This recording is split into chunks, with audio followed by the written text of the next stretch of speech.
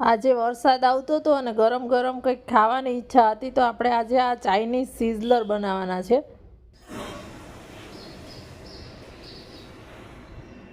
તો આજે આપણે સિઝલર બનાવવાના છે. એના માટે મેં થોડીક તૈયારી કરી લીધી છે. આ મેં બાફેલા બટેકા અને મકાઈ બેને બાફી લીધી છે, બટેકાને અને આ છે એ રાઈસ છે, એને પણ આપણે 80% જેટલા બાસમતી રાઈસ લેવાના છે, એને આપણે બાફીને લઈ લીધા છે. અને આ જે વેજીટેબલ્સ થોડુંક છે એને આપણે કટ કરી લેશું. પહેલાં આપણે ગાજર કટ કરી લઈએ છીએ, ત્યાર પછી આ બધા જે વેજીટેબલ્સ લીધા છે, ડુંગળી, કેપ્સિકમ, ગાજર, લસણ, લીલા મરચાં અને આદું, આ બધાને ઝીણા ઝીણા બારીક આપણે કટ કરી લેવાના છે. તો હવે એક પેન લીધું છે, એમાં આપણે પહેલાં રાઈસ બનાવવાના છે, તો એની તૈયારી કરશું. અને એક મોટો ચમચો જેટલું આપણે તેલ લઈ લેવાનું છે અને તેલને ગરમ થવા દેવાનું છે. તેલ એકદમ ગરમ થઈ જાય, ગેસની ફ્લેમ એકદમ ફાસ્ટ જ રાખવાની છે. પછી એની અંદર 1 ચમચી આદું, 1 ચમચી લસણ, ત્યાર પછી ડુંગળી લેવાની છે. હવે એમાં ગાજર લેવાના છે, સાથે જ કેપ્સિકમ લેવાના છે. અને આ બધી વસ્તુ એકસાથે જ ચાઇનીઝમાં એડ કરવાની હોય છે. અને હવે જે આપણે બાફીને દાણા કાઢેલી મકાઈ છે, એ મકાઈ લઈ લેવાની છે અને બધી વસ્તુને ફાસ્ટ ફ્લેમ પર જ સાતળવાની છે. આને સોફ્ટ નથી થવા દેવાની, બધી વસ્તુને એકદમ ક્રન્ચી રહે એવી જ આપણે રાખવાની છે. લીલા મરચાં પણ આપણે બાકી રહી ગયા હતા, તો અત્યારે લઈ લીધા છે 1 ચમચી જેટલા. અત્યારે હું મોડા લીલા મરચાં લઉં છું. જો તમારે તીખા કરવું હોય, વધારે તીખું, તો તમે લીલી જે મરચી આવે એ લઈ શકો છો. હવે જે 80% બાફેલા મેં ભાત લીધા છે અને વહેલા બાફી લેવાના, આવા છૂટા થવા જોઈએ અને ઉપરથી ઠંડુ પાણી નાખી દેવાનું એટલે છૂટા થઈ જાય. એ બધા ભાત લઈ લીધા છે આની અંદર. અને હવે ઉપરથી મીઠું લેવાનું છે. ભાત મેં બાફતી વખતે પણ મીઠું લીધું હતું, અત્યારે વેજીટેબલ્સના ભાગનું મીઠું લેવાનું છે. અને આને હળવા હાથથી સરસ મિક્સ કરી લેવાના છે. દાણો ભાંગે નહીં, આખો રહે એવી રીતે આને મિક્સ કરવાનું. જો આપણા રાઈસ છે એ તૈયાર થઈ ગયા છે. આને આપણે હવે સાઈડમાં મૂકી દઈશું અને હવે ગાર્લિક બટર પોટેટો બનાવીશું. તો એને આપણે ફ્રાય પેનમાં કરશું. અને તેલ લઈ લીધું છે મેં, અને આ રીતે મેં બાફેલા બટેકા છે એના મોટા ટુકડા કરી લીધા છે અને બધા જ બટેકાને આ રીતે રોસ્ટ થવા દેવાના છે. 10 મિનિટ જેવા આને હલાવતું જવાનું છે ને એને રોસ્ટ થવા દેવાના છે આ રીતે તેલમાં જ. જો આ રીતે સરસ રોસ્ટ થઈ જાય પછી વચ્ચે થોડી જગ્યા કરી અને ત્યાં 1 ટેબલ સ્પૂન જેટલું બટર લેવાનું છે. તો હું અત્યારે ઘરનું માખણ લઉં છું, તમે બટર પણ લઈ શકો છો. અને હવે આની અંદર બટર થોડુંક મેલ્ટ થાય એટલે લસણના ટુકડા કરેલા લીધેલું છે.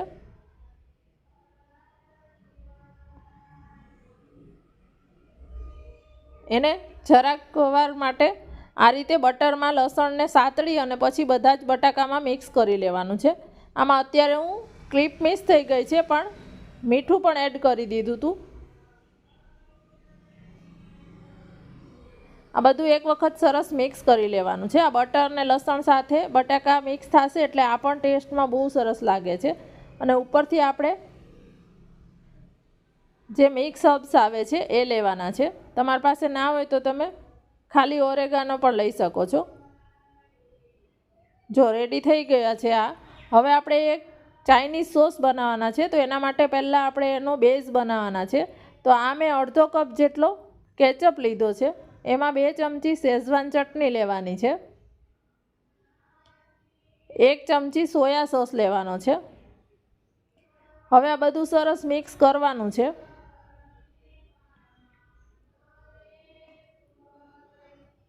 એક પેનની અંદર આપણે તેલ ગરમ થવા માટે મૂકવાનું છે. એમાં 1 મોટી ચમચી લસણ લેવાનું છે, સાથે જ આપણે 1 ચમચી જેટલા લીલા મરચાં લેવાના છે. અહીંયા આ સોસને તમારે સ્પાઇસી કરવો હોય તો લીલી મરચી લેવાની, એનાથી આખો સોસ સ્પાઇસી થશે. અને 1 ચમચી મેં આદુના ટુકડા લીધા છે. આ બધી વસ્તુને એક વખત સાતળી પછી એની અંદર આપણે ગાજર, કેપ્સિકમ અને ડુંગળી લઈએ છીએ. આ ઓપ્શનલ છે, તમે ખાલી ડુંગળી લઈને પણ કરી શકો છો, પણ મારી પાસે અત્યારે આ બધું વેજીટેબલ્સ હતું કટ કરેલું, એટલે હું બધું જ લઉં છું. બધું જ ફાસ્ટ ફ્લેમ પર એક વખત સાતળી લેવાનું છે. આ બધું ક્રન્ચી જ રહેવા દેવાનું છે. ચાઇનીઝમાં કોઈ વસ્તુ બનાવીએ ત્યારે એમાં બધું વસ્તુ ક્રન્ચી જ રહેવા દેવાની છે, ઓવરકુક નથી કરવાની. અને હવે જે આપણે બેઝ સોસનો બનાવીને રાખ્યો છે એ આની અંદર લઈ લેવાનો છે. એક વખત મિક્સ કરવાનું છે બધું. એમાં જોઈ લેવાનું છે કેટલું પાણીની આમાં જરૂર પડે છે એ પ્રમાણે. તો આપણે એ જ વાટકાને રિન્સ કરી અને પાણી લઈ લીધું છે. ફરીથી થોડુંક પાણી મેં લીધું છે આ રીતે. હવે એમાં મીઠું લેવાનું છે સ્વાદ પ્રમાણે. બધા સોસમાં મીઠું હોય છે એટલે એ પ્રમાણે ચેક કરીને લેવાનું.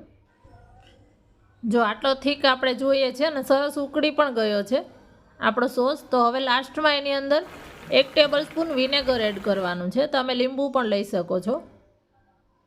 હવે આપણે આપણું સોસ તૈયાર થઈ ગયો છે અને આપણે કોર્ન આલુ ટિક્કી બનાવશું. તો એના માટે મેં 1 મોટું બટેકું લીધું છે અને એને આ રીતે બાફી લેવાનું છે અને બાફીને સરસ મેશ કરી લેવાનું છે. એની અંદર આપણે મકાઈ લેવાના છે. તો અત્યારે આપણે વધારે પ્રમાણમાં આની અંદર મકાઈ જ લેવાના છે. વરસાદમાં મકાઈ ખાવાની બહુ જ મજા આવે છે એટલા માટે. હવે એની અંદર 1 ચમચી લસણ લેવાનું છે. સાથે જ આદું લેવાનું છે, લીલા મરચાં, ડુંગળી અને કેપ્સિકમ. આ બધી જ વસ્તુ જે સમારેલી છે એ લઈ લેવાની છે આની અંદર. આ બધું વેજીટેબલ્સ ના લ્યો તો પણ ચાલે. ખાલી મકાઈ અને બટાકા ને આદું, લસણ, લીલા મરચાં લ્યો તો પણ ચાલે, પણ અત્યારે હું લઉં છું. સ્વાદ પ્રમાણે મીઠું લેવાનું છે અને ચાટ મસાલો લેવાનો છે 1 મોટી ચમચી જેટલો. અને અત્યારે હું આને ડીપ ફ્રાય નથી કરવાની. અત્યારે હાથથી આ મિક્સ કરવાનું છે. જો તમારે ડીપ ફ્રાય કરવું હોય તો કોર્નફ્લોર લેવાનું અને વેજીટેબલ્સનું પ્રમાણ ઓછું રાખવાનું. અત્યારે આપણે એને સેલો ફ્રાય જ તવા ઉપર રોસ્ટ જ કરવાના છે. એટલા માટે આ રીતે બાઇન્ડિંગ બહુ નહીં આવે, બટાકાથી જેટલું બાઇન્ડિંગ આવશે એમાં જ આપણે કરી લેવાના છે. તો જો સરસ મિક્સ થઈ ગયું છે. હવે આની નાની નાની ટિક્કી બનાવવાની છે. જેવી તમને ગમે એ પ્રમાણે તમારે ટિક્કી બનાવી લેવાની છે. અને ફ્રેન્ડ્સ, તમે જો ચેનલ પર નવા હોય અને હજી સુધી સબસ્ક્રાઈબ ના કરી હોય તો સબસ્ક્રાઈબ કરી દેજો. તમે આ વિડીયો ફેસબુક પર કે પછી યુટ્યુબમાં ક્યાં જોઉં છો એ મને કોમેન્ટમાં પણ કહેજો કે જેથી મને પણ ખ્યાલ આવે. અને જ્યાંથી જોતા હોય ત્યાં મને એક વખત તમારા રિવ્યૂ જરૂરથી આપજો. થઈ ગયું છે તૈયાર. આ રીતની આપણે ટિક્કી બનાવવાની છે. અને ટિક્કીને આપણે તવા ઉપર શેકશું. તો પહેલાં આપણે અત્યારે સાઈડમાં સિઝલર પ્લેટ પણ ગરમ થવા મૂકી દીધી છે. મિનિમમ 25 થી 30 મિનિટ જેવી સિઝલર પ્લેટને પણ ગરમ કરવાની છે. તો હવે આપણે લાસ્ટમાં આ ટિક્કીને તવા ઉપર શેકી લઈએ છીએ તેલ લઈને. જો આ રીતે ચોટી ના જ આવી જોઈએ, ચેક કરી લેવાનું. એક સાઈડ પલટાવી દીધી છે. બેવ સાઈડથી આ રીતે સરસ શેકી લેવાની છે, ડાર્ક બ્રાઉન જેવી થાય એટલી. ટિક્કી પણ તૈયાર છે અને આપણી પ્લેટ એકદમ ગરમ થઈ ગઈ છે. તો આની ઉપર કોબીજના પાન અથવા તો આ રીતે ફોઇલ પેપર તમે ગમે તે લઈ શકો છો. અત્યારે આપણે ગરમ પ્લેટ ઉપર ફોઇલ પેપર લીધું છે અને પછી એની ઉપર આપણે સૌથી પહેલાં રાઈસ સર્વ કર્યા છે. હવે જે આપણે ગાર્લિક પોટેટો લીધા છે એ લઈ લેવાના છે અને જે આપણી ગરમ ગરમ ટિક્કી છે એ લેવાની છે. માર્કેટ કરતાં ઘરે બહુ જ સરસ આસાનીથી બની જાય છે અને ટેસ્ટમાં તો એટલું સરસ લાગે છે ને સિઝલર. તમે પણ ઘરે ચોક્કસથી ટ્રાય કરજો. તો તમારી પાસે જો સિઝલર પ્લેટ ના હોય તો તમે જે ઘરે જ લોખંડનો તવો હોય છે એના ઉપર પણ કરી શકો છો, ફ્રાય પેનમાં પણ કરી શકો છો. એની ઉપર કોબીજના પાન તવા ઉપર પાથરી અને એની ઉપર આ જ રીતે બધી વસ્તુ ગોઠવી દેવાની અને એને સિઝલ કરવાનું. જો બધી ટિક્કી મૂકી દીધી છે. હવે મેં આ માખણ લીધું છે, બટર લેવાનું તમારે અને આ રીતે સિઝલ કરવાનું. આ ઠંડુ બટર આની ઉપર મૂકશું એટલે આ રીતે સરસ એમાંથી સ્મોક નીકળશે. અને આપણો જે સોસ છે આપણે બનાવ્યો એ લાસ્ટમાં આની ઉપર ગરમ ગરમ એડ કરી દેવાનો. જેટલો જેને જમવામાં જોતો હોય એટલો આની ઉપર આપણે એડ કરવાનો છે. જો આપણી સરસ આ પ્લેટને લઈ લેવાની છે. ગરમ ગરમ મસ્ત સિઝલર રેડી થઈ ગયું છે. ફરીથી આપણે બટર છે એ લઈ લેવાનું છે. બધી વસ્તુ એડ કરી અને ફરીથી ઠંડુ બટર એક વખત જ્યાં બાકી છે ત્યાં એડ કરી દઈએ. તો મસ્ત આપણું સિઝલર રેડી થઈ ગયું છે. આવી જાઓ બધા ખાવા